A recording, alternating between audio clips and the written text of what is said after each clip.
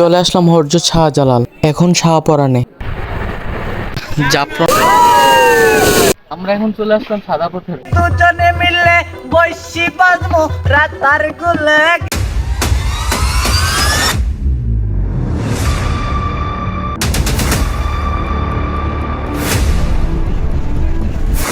Hello, আসসালামু আলাইকুম everyone, আপনারা সবাই কেমন আছেন? আশা করি আপনারা সবাই ভালো আছেন। আমি এখন যাচ্ছি সিলেট জাফলং, তো আপনারা সবাই আমার সাথেই আছেন। চলে আসলাম কোম্পানিগঞ্জ আর বাসও নিয়ে নিলাম। কোম্পানিগঞ্জ থেকে সিলেট জনপ্রতি 450 টাকা রয়্যাল সুপার বাসে। ব্রাহ্মণবাড়ি আনিসুল হকের উন্নয়ন কাজে জ্যামে থাকতে হয় মিনিমাম 2 ঘন্টা। যাত্রাপথে এই কিউট বাচ্চাটার সাথে দেখা, আমার সাথে একটু দুষ্টমিও করছে।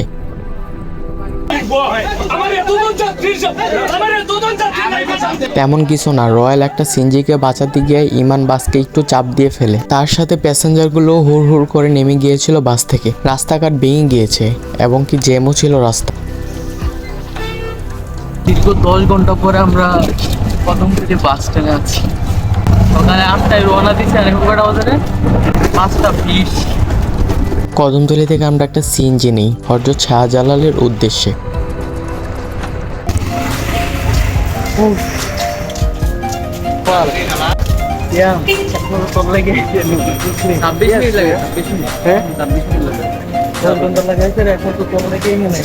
চলে আসলাম শাহজালাল মাজারে। আস্তে আস্তে ভিতরের দিকে প্রবেশ করছি। ভাবছিলাম হয়তো জুতা রেখে যেতে হবে বাহিরে, কিন্তু না, দিল্লির নিজামুদ্দিনে অনেক দূরে জুতা রেখে যেতে হয় বাহিরেই। ভিতরে প্রবেশ করলে প্রথমে দেখা যায় একটি 5তলা মসজিদ, আর মসজিদের পাশেই হযরত শাহজালালের মাজার। হযরত শাহজালাল এবং দিল্লির নিজামুদ্দিনের দুইটি পার্থক্য দেখতে পেলাম। দিল্লির নিজামুদ্দিনের নামাজের স্থান অল্প আর এখানে অনেক বেশি। আর দিল্লির নিজামুদ্দিনের সামনে কাওয়ালি গান হয়ে থাকে আর এখানে গান হয় না। আর মসজিদের দক্ষিণ পাশে একটু সিঁড়ি দিয়ে এগুলোই আপনারা মাজার দেখতে পাবেন। এই দরজাগুলো হলো মাজারে প্রবেশের রাস্তা।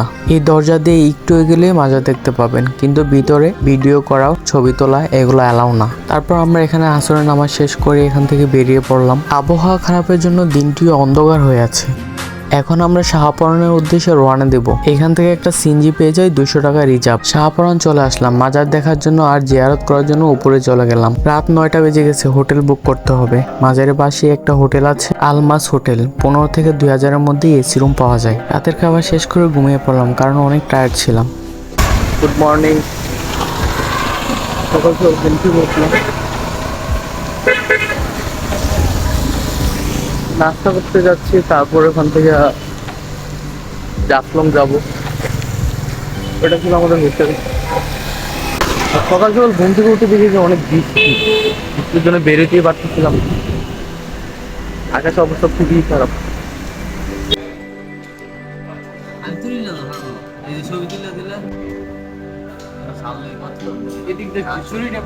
সকালের নাস্তা শেষ করে বাসে উঠে পড়লাম, চলে যাচ্ছি জাফলং এর উদ্দেশ্যে। বাই দা ওয়ে, আজকে কিন্তু দ্বিতীয় দিন। সকাল 8টার বাসে উঠে শাহপরান মাজার থেকে জনপ্রতি 100 টাকা করে। দেখতে অনেক সুন্দর লাগছে, এক পাশে ইন্ডিয়ার পাহাড় আর অপর পাশে বড় বড় গাছগুলা। চলে আসলাম আমাদের গন্তব্যে জাফলং এ। মেঘালয় না, এটা বাংলাদেশ। রিজার্ভ না, শুধু আমাদেরকে দিয়ে আসবে। একজন কত করে?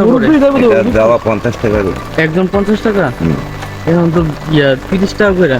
একটু পরপরই বৃষ্টি আসছে, বৃষ্টি যেন আমাদের পিছু ছাড়ছেই না। তারপরও বৃষ্টিতে ভিজে ঘুরে বেড়াচ্ছি।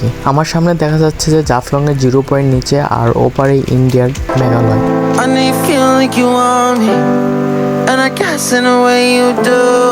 তারপর বৃষ্টি থামার পরে একটি নৌকা নিয়ে নিলাম মায়াবী ঝর্ণায় যাওয়ার জন্য। আমার পাশে 2টা বাচ্চা আছে আর বাচ্চাগুলো বলতেছে বারবার ইন্ডিয়া যাবে ইন্ডিয়া যাবে। আমাদের সাথে শুভও আসার কথা ছিল, কিন্তু ও কোম্পানিতে এসে অসুস্থ হয়ে যাওয়ার কারণে ও আর আসতে পারেনি। সিয়াম বলতেছে শুভর গেঞ্জি নাকি ব্র্যান্ড। শুভ তো আর আসতে পারে নাই, শুভর গেঞ্জি ঠিকই আসছে।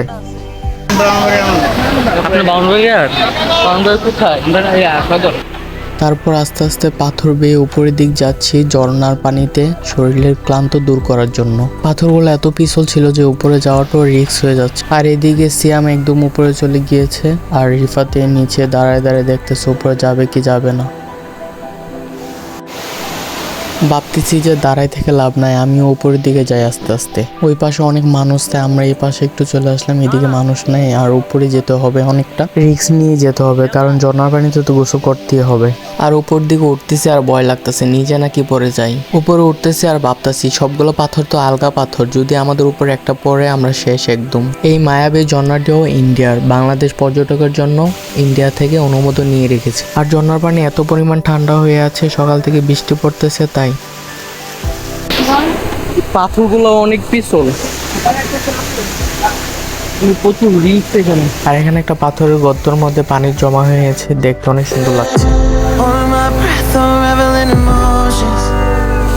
অনেক মজা করলাম, এবার গোসল করে এখান থেকে বেরোতে হবে, কারণ আমাদের যেতে হবে অনেক দূরে। আর এদিকে কাপড় চেঞ্জ করে রেডি হয়ে পড়লাম। প্রথমে আমরা মায়াবী ঝর্ণায় চলে আসি, জিরো পয়েন্টে যাই নাই, এখন আমরা জিরো পয়েন্টে যাব। জিরো পয়েন্টে যাওয়ার পরে ছবি তুলতে হবে, কারণ ছবি না তুলে তো বুঝতে পারবেন না, কারণ এরকম পাহাড় ঝর্ণা বাংলাদেশে ছোট বড় অনেকগুলোই আছে। আপনি কি বাংলাদেশ নাকি ইন্ডিয়া? বাংলাদেশ।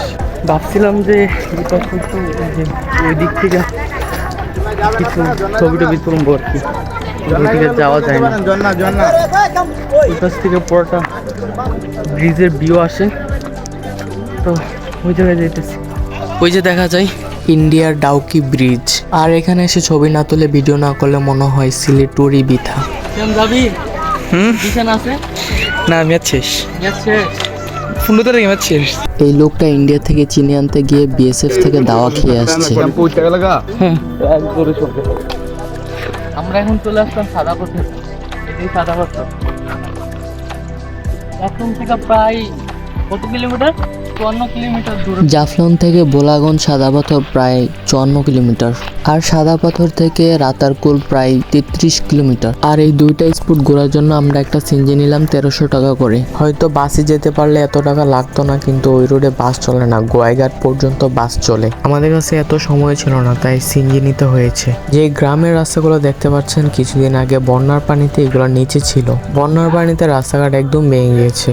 আর এই ছাত্রছাত্রীগুলো অনেক দূর থেকে হেঁটে স্কুলে যায়, বৃষ্টির দিন বলে সবার কাছে একটা একটা করে ছাতা। এই গোয়াইঘাট উপজেলার ছোট ছোট গ্রামগুলোকে দেখতে অনেক সুন্দর লাগছে, তারপরে আবার বৃষ্টি, সবকিছু সবুজ হয়ে আছে। বৃষ্টির শহর, বৃষ্টির গ্রাম। চলে আসলাম রাতারগুল, প্রায় 1 ঘন্টা 40 মিনিটের মতো সময় লাগছে। আমার সামনে রাতারগুল সরকারি টিকিট কাউন্টার, ওইখানে জনপ্রতি 230 টাকা করে টিকিট। স্টুডেন্ট হওয়ার কারণে ডিসকাউন্ট দিয়েছিল, 200 টাকা করে রাখছিল। গল্প শুনছেন ইঞ্জিনিয়ারের, একটা হাতুড়িতে বাড়ি মারছিল কারণে অনেক ইঞ্জিনিয়ারে ফেল হয়েছে। একজন ইঞ্জিনিয়ার আসলে আসবে, একটা বাড়িতেই হয়ে গেছে। সেম ভাবে এখন আমি যদি এমনিতেই যাই হবে না, ব্রেক ধরা লাগবে। উনি মূলত এই কথাটা দিয়ে আমাকে বুঝিয়েছে, উনি হলো নৌকার মাঝে, উনি যদি কন্ট্রোল না রাখে তাহলে আমি এটাকে ব্যালেন্স রাখতে পারবো না।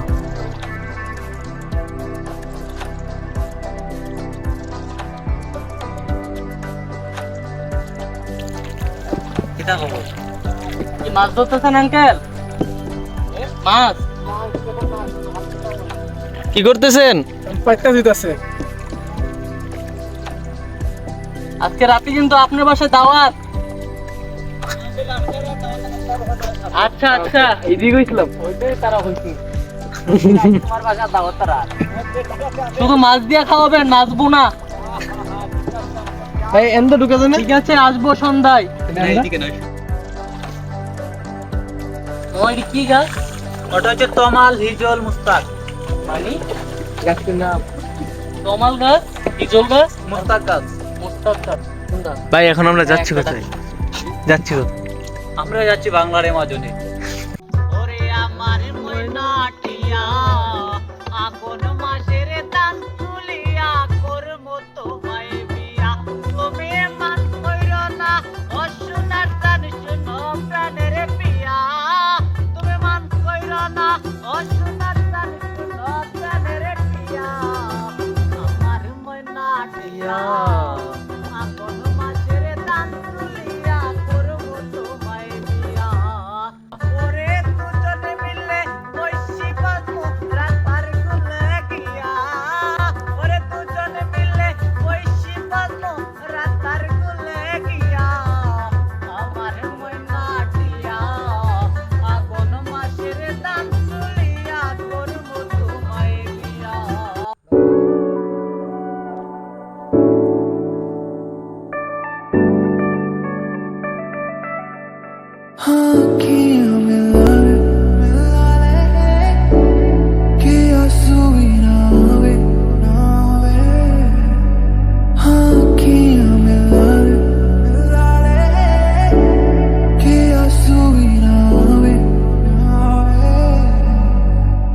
ফার্স্টে রাতারগুল বনে ঢুকে একটু ভয়ই লাগছিল, কারণ একদম নীরব। কোন ভয়ের কিছু নাই ওখানে। মাঝে মাঝে বানর দেখতে পাওয়া যায় আর সাপ দেখতে পাওয়া যায় মাঝে মাঝে। রাতারগুলো ঘোরা শেষ, এখন সিলেট শহরের দিকে যেতে হবে, কারণ 11টার সময় বাস ধরতে হবে। টিকিট কাটা ছিল, রাতের খাবার খেয়ে বাসে উঠে যাও। বাড়ির উদ্দেশ্যে রওনা। 11টার বাস, ভোর 6টায়। আজকের ব্লগটি এখানেই শেষ করতে যাচ্ছি। লাইক কমেন্ট শেয়ার করতে ভুলবেন না যেন। Have fun, peace, love you guys.